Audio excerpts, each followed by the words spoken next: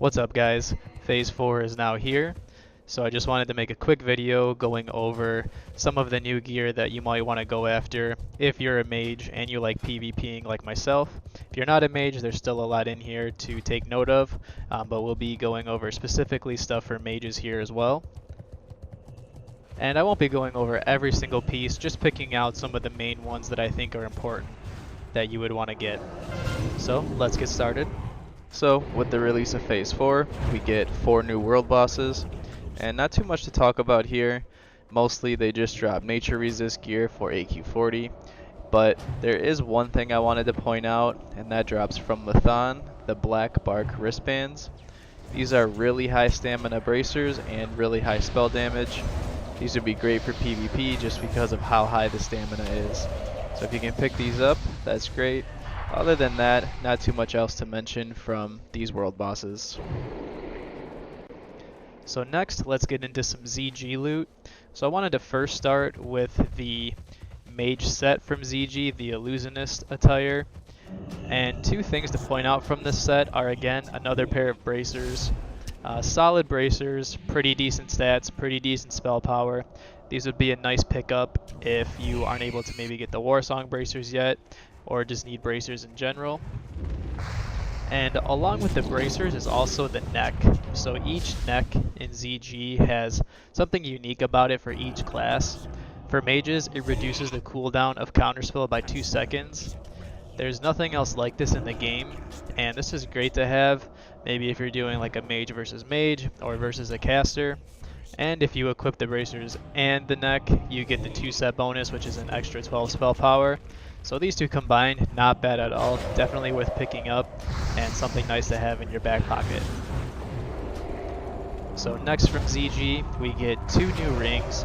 We get Zanzil Seal and Band of Servitude. Both have intellect, stamina, and spell power. Both great pickups.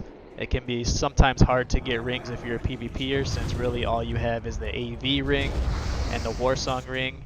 But for casters, the AV ring isn't even out yet. So either one of these would be a great pickup. The Zanzil Seal does have 1% hit if you're needing to hit that 3% hit cap, or maybe just need, something to switch in and out for your gear. Both of these would also be a great pickup for a PvPer. And next, this isn't technically a piece of gear, but I just wanted to bring it up, is the ZG Spell Enchant. So we get 18 spell power and 1% hit to a head or leg slot.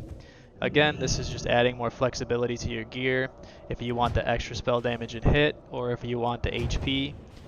The 2% hit along with the boots would put you at your hit cap for PvP, so just something that you can use if you need it. So next from ZG, from the last boss Hakar, is the Zandalarian Hero Charm.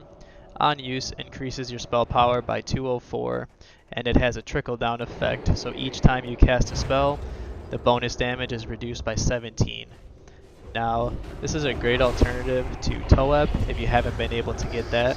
Initially, the spell power is more than Toep, but it will fall down. But still a great trinket to have, even if you already have Toep. Just keep in mind that this may be pretty hard to get your hands on, considering every class can get a trinket from it, but a great trinket for PvP. So next, let's get into some Phase 4 weapons. So there's a few staffs coming out and a few one-handers in Phase 4. We'll start with the one-handers, since ideally that's what you would want for PvP anyway.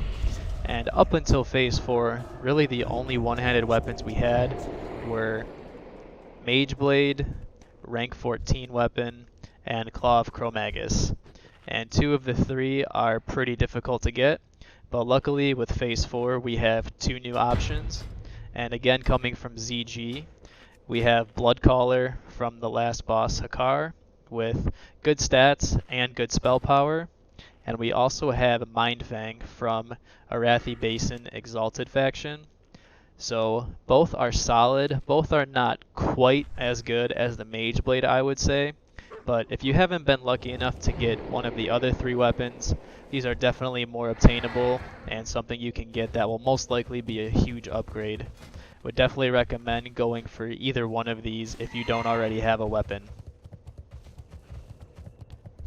And as far as two-handed weapons go, again, right now we don't have too many options.